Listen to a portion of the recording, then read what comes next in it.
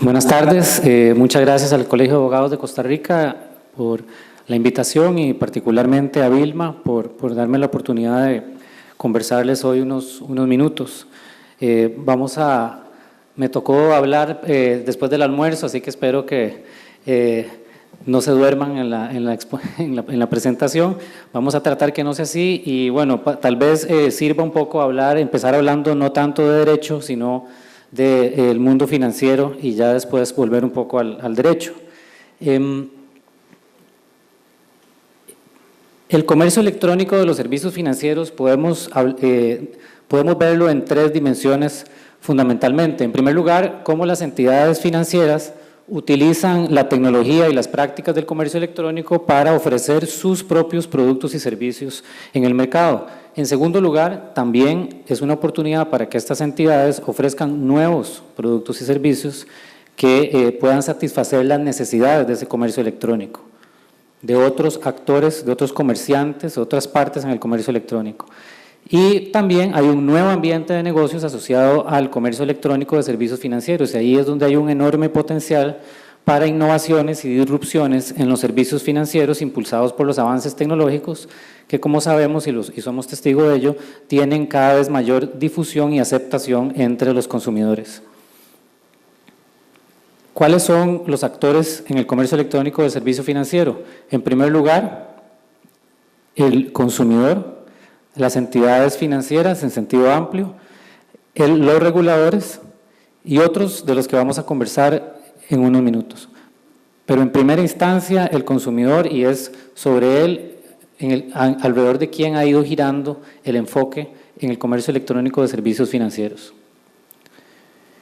¿Cómo ha sido la evolución de los servicios financieros en cuanto históricamente? Y un poco, podemos irnos un poco más atrás, pero para ubicarnos tal vez en los años 60 y 70, el primer cajero automático, eso fue en el Banco Barclays a finales de la década de los 60 y eso representó un cambio radical. A partir de ahí ya la gente no tenía que ir solamente o únicamente a la sucursal de una entidad financiera para poder retirar su dinero, sino que a partir de ahí ya tuvo la oportunidad de hacerlo a través de una máquina. En los años 80, con el teléfono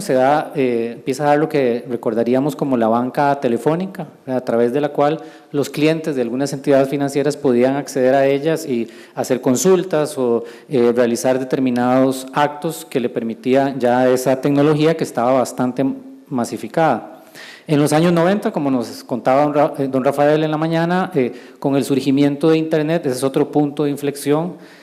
Ahí hay un crecimiento explosivo del comercio electrónico en general y lógicamente las entidades financieras como comerciantes y como en las dimensiones que vimos ahora, por supuesto totalmente interesadas en ser parte fundamental. Y ese desarrollo continúa, como todos lo conocemos, en el contexto histórico, al punto que en los años 2001 y 2003 el Comité de Basilea, que es un órgano consultivo conformado por los órganos representantes de los bancos centrales de los principales países o los países más desarrollados en materia financiera, emite unas recomendaciones de manejo de riesgos en la banca electrónica, en el comercio electrónico de los servicios financieros, que empiezan a partir de ahí a influir en la regulación que cada país va adoptando para estos temas, porque lógicamente se procura que las entidades financieras sean seguras en la medida que la tecnología lo permite a la hora de participar en el comercio electrónico.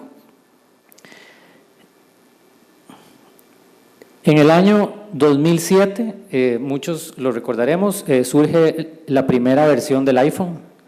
y a partir de ahí es otra fecha muy importante porque ya es poner la tecnología literalmente en la palma de la mano de muchísima gente con acceso a Internet, con un poder computacional muy fuerte. Y ahí ya empieza una nueva historia del comercio electrónico en general, de nuevo, pero de los servicios financieros en particular. Y finalmente resaltar en esta pequeño resumen que a lo largo de estos años fundamentalmente, y obviamente no es únicamente, pero fundamentalmente la innovación tecnológica la venían dando las mismas entidades financieras. En el año 2008, Como recordaremos, ocurre una crisis financiera de dimensiones globales, sobre todo en las economías desarrolladas, pero que tiene un impacto muy fuerte en el mundo, y ahí suceden varias cosas. Los bancos se ven enfrentados a algunos cuestionamientos, hay una pérdida de confianza generalizada en las entidades, se empiezan explorando cuáles fueron las causas de esa crisis, se empieza a generar una regulación muy fuerte sobre estas entidades, sobre el sector financiero, y por lo tanto deben ellos enfocarse en cumplir, en entender, en aplicar y cumplir esa nueva regulación, mejorar su situación patrimonial, y por lo tanto esa innovación que les hablaba ahora se ve un poco frenada por el enfoque en la regulación para que no vuelva a pasar lo que pasó en ese año. Adicionalmente, entonces, pues se genera un desempleo importante en muchos países, se dan estos avances tecnológicos que hemos comentado, el de blockchain, el Bitcoin, sale también en esa época, como nos dijeron en la mañana, y efectivamente ahí hay una intención muy importante para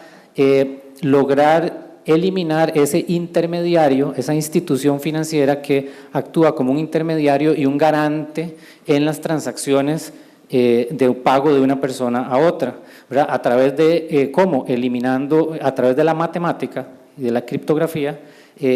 garantizando la certeza de las transacciones que se realicen y particularmente garantizando que no se dé lo que se llama ahí el doble pago, es decir, que ese pago, ese derecho, como decía don Rafael, se pueda garantizar que pasó de una persona a otra con absoluta certeza,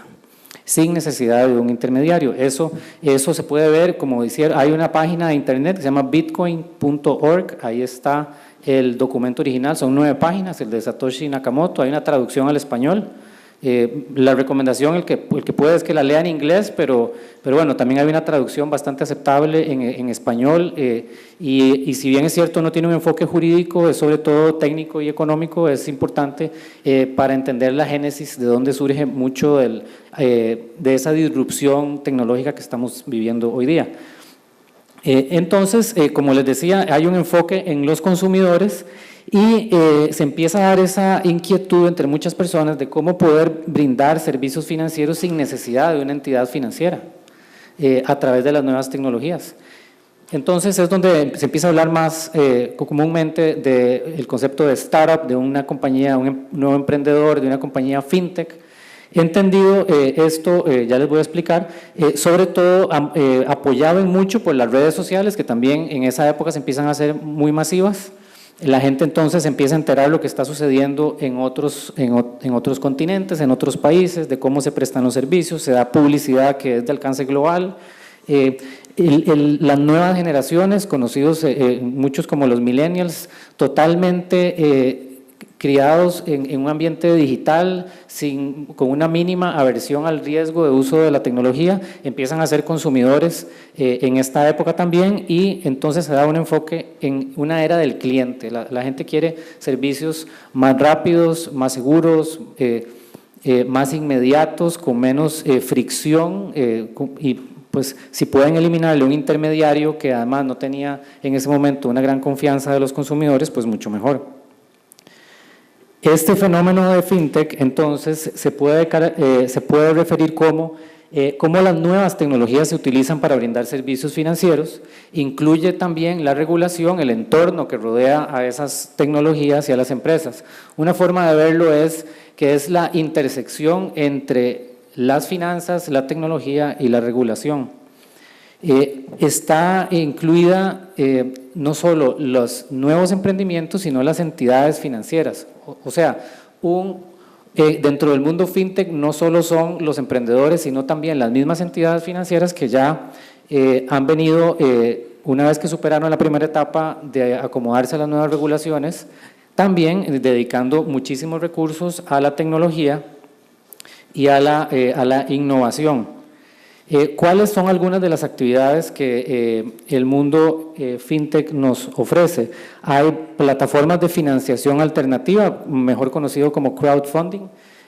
medios de soluciones de pagos, soluciones alternativas de pagos, negociación de activos financieros, que se le llama también trading, y dentro de eso pues el tema de negociación de divisas, forex, habrán oído hablar ustedes de ese término. En seguros, ahí hay una grandísimas oportunidades de crecimiento, y ahí se le llama incluso, tiene un nombre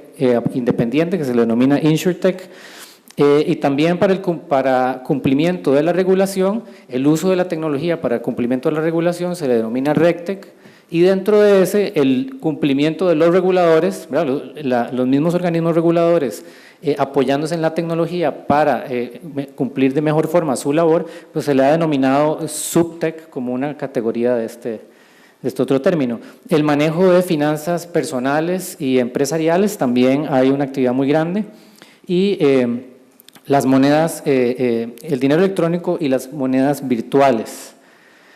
¿Qué ha logrado o por qué se puede caracterizar entonces FinTech? Por una mayor inclusión financiera, lo que mencionaba anteriormente, el surgimiento de los smartphones y las conexiones a Internet han masificado en millones la cantidad de personas, no solo que tienen conexión a Internet, sino que por lo tanto pueden tener acceso al comercio electrónico, y obviamente el de servicios financieros, incluyendo pagos, particularmente créditos, microcréditos, nanocréditos, le dicen ahora hasta, ha sido pues muy alto, y es algo que se apunta como una de las grandes contribuciones de la tecnología en el tema de inclusión financiera. También la reducción de costos, obviamente el fomento a la innovación, que es lo que venimos hablando, la mayor competencia. Ya hoy día no se habla tanto de los emprendimientos contra los bancos, sino de una colaboración, un poco realmente el mundo se está acomodando un poco hacia eso, aunque por supuesto siempre hay nuevas ideas que pueden venir a sustituir un servicio que brinde alguna entidad tradicional. La rapidez de los servicios, un aumento en la interconectividad de los participantes en el mercado. Esto también tiene mucho que ver con los datos personales y cómo esos datos pueden ser, con la debida protección legal, ser accesados con la autorización del dueño de esos datos, que es el consumidor, por varios oferentes de servicios financieros. Y también, pues, este tema, lo mencionaba también don Rafael al principio, el tema de prevención de lavado de dinero y financiamiento al terrorismo, pues al haber una mayor cantidad de proveedores de servicios financieros distintos a los tradicionales, pues también aumenta el alcance regulatorio que deben tener esta normativa. Pues que ya solo este financiamiento, esta posibilidad de blanquear dinero, que es un riesgo que siempre ha existido, puede darse no solo por los medios tradicionales o las entidades tradicionales, sino también por estas otras plataformas FinTech. Este es un gráfico que, bueno, obviamente no se ven los nombres de las entidades, pero el Banco Interamericano de Desarrollo ha venido haciendo a partir de 2016 un estudio de cuáles son las empresas FinTech, es así, del sector innovador, distintas a los tradicionales, que existen en América Latina. Los círculos son más grandes según la cantidad de empresas que en el año 2016 se identificaron. Este es el del segmento de pagos, y ese es el de préstamos, son por mucho los más grandes. Después también los de crowdfunding, son estos dos, y aquí manejo de finanzas empresariales, manejo de finanzas personales, algunas de seguros, que en la nueva versión que está próxima a salir este año, pues el de seguros va a ser gigantesco. La cantidad de empresas que se detectaron en su momento fueron como 750, en su mayoría en Brasil, México y ya en menor grado Colombia, Argentina. En Centroamérica vamos un poco atrás en eso, no solo por el tamaño de las economías, sino por los mercados son un poco diferentes, y el BID va a sacar un mapa de estos para Centroamérica en las próximas semanas también. Pueden accesar a la página del Banco Interamericano de Desarrollo, ahí está este reporte que es bastante interesante, es como de 70 páginas y describe cómo ha sido la evolución del ecosistema FinTech en América Latina, y como les digo, ya casi va a salir el nuevo estudio. Ahora un poco para volver al derecho y hablar cómo ha sido en el país este desarrollo. En primer lugar, bueno, y ahorita vamos a hablar un poco más del tema, María del Mar nos va a detallar, ampliar mucho en este tema. En Costa Rica tenemos en la Ley de Promoción de la Competencia y Defensa del Consumidor una responsabilidad objetiva en el artículo 35, donde establece la obligación del comerciante de responder frente al consumidor, incluyendo por los riesgos que implica adquirir ese bien o ese servicio. Y el eximente es básicamente quien demuestre que ha sido ajeno al daño. Ese es el marco normativo que tenemos actualmente. Hay un reglamento de esa ley que ya lo hemos comentado y ahí se define un poco qué son los productos financieros, cualquier operación que se manifieste en activos o pasivos financieros independientemente de la figura jurídica o contractual y el documento que se utilice o un registro electrónico. Ahora también vamos a ver con María del Mar la reforma de ese reglamento del año pasado donde se incluye el capítulo de protección al consumidor en el comercio electrónico y aquí por lo tanto solo les menciono que se incluyó una obligación para las entidades financieras de informar inmediatamente a los clientes de las transacciones que se realicen cuando ellas son facilitadoras del comercio electrónico, que era la segunda dimensión que les comentaba al inicio. Por eso es que ahora es muy común que cuando usamos la tarjeta de crédito, por ejemplo, inmediatamente recibamos un correo o un mensaje de texto del emisor de esa tarjeta informándonos que en el negocio tal se realizó una transacción para efectos de tener esa información y poder pues, reaccionar si resulta que puede haber sido algún fraude o simplemente para contar con esa información. En las entidades financieras, esto lo voy a pasar relativamente rápido, hay una normativa bastante reciente sobre cómo ellos deben mantener la seguridad en sus plataformas tecnológicas e incluye todo el sector regulado, o sea, no solo los bancos, sino los puestos de bolsa, las operadoras de pensiones, las entidades del mercado de seguros, etcétera. Hay unos estándares mínimos de seguridad digamos, inspirados en los estándares internacionales que deben cumplir, sobre todo para proteger su riesgo operativo y riesgo de tecnología.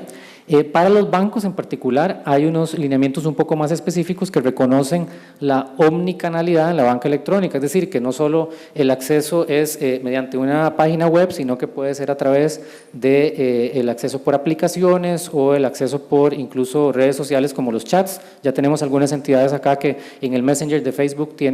ofrecen ciertos servicios financieros, se pueden contratar ciertos seguros. Entonces esto ya se reconoce y se establecen unos requerimientos mínimos de seguridad. Y finalmente la jurisprudencia nuestra, lo que pues no ha dicho mucho en relación con este tema, sobre todo se ha referido a los conflictos por el uso del Internet Banking, cuando una persona reporta o demanda a una entidad porque indicando que ha habido un acceso no autorizado a sus fondos mediante la plataforma de Internet y por lo tanto ha sufrido un daño. Entonces, pues la base para resolver esto es ese artículo que les mencionaba ahora. Inicialmente los tribunales condenaban prácticamente sin ninguna consideración a los bancos, indicando que el hecho de ofrecer servicios financieros por Internet era riesgoso y que tenían que ser los responsables, sin importar qué fue lo que pasó. Ya después se han aceptado los eximentes de responsabilidad y, por lo tanto, cuando la entidad financiera puede demostrar que sus sistemas de tecnología son muy seguros, que están pues, prácticamente blindados, que cumplen con los estándares. Ahora hay estándares regulatorios, antes no los había, pero con estándares internacionales, y además que fue la negligencia o el descuido del cliente, por ejemplo en la custodia de su clave o que contestó un correo electrónico donde le pedían la clave y su número de cuenta, eso se ha aceptado como un eximente de responsabilidad de la entidad financiera porque ya se reconoce que el consumidor de servicios financieros está más educado, que tiene que conocer que hay un riesgo en utilizar la tecnología para accederlos. Un poco hablábamos ahora de siempre hay riesgos, los riesgos del progreso no se pueden eliminar totalmente y por lo tanto debe tener un mayor deber de cuidado. Entonces eso es un poco la tendencia en la jurisprudencia reciente y pues casi en lo único que tenemos. Para concluir, decirles que entonces ahora tenemos a un consumidor que es el centro de la actividad financiera y el interés de los proveedores de servicios de comercio electrónico. Tenemos a las entidades financieras, a los reguladores, que son no solo los del sector financiero, sino lógicamente los encargados de la protección del consumidor. Tenemos a estos emprendimientos fintech que, como ya vieron ese infográfico que les mostré, pues cada vez son más. Y pues esa es un poco la situación. ¿Qué puede venir al futuro más allá de esto que ya estamos viendo actualmente? Los bancos virtuales, o sea, bancos 100% electrónicos, o sea, sin una sucursal. Ya existen algunos países que otorgan licencia para esto. Casualmente la semana pasada en Hong Kong se publicó que en el sureste de Asia hay muchísima innovación en cuanto al tema de la tecnología en los servicios financieros. Ahí los requisitos de capital son los mismos para los bancos virtuales y el requisito número 1, bueno, el 2, después del monto del capital, es que no tengan ninguna sucursal física, entre otros requisitos. O sea que ya también las entidades financieras tradicionales se están moviendo completamente a ese mundo vamos a ver, hacia eso vamos y creo que coincido con lo que mencionaron anteriormente, que no podemos pensar en un mundo del comercio electrónico de servicios financieros en particularmente sin riesgos, porque este es un progreso explosivo, muy acelerado que estamos viviendo y con muchas innovaciones, y pretender asegurar ningún riesgo es prácticamente imposible. Deberíamos concentrarnos en cómo mitigarlos y eso sí, cuando sea el momento oportuno, cuál regulación sugerir. Muchas gracias.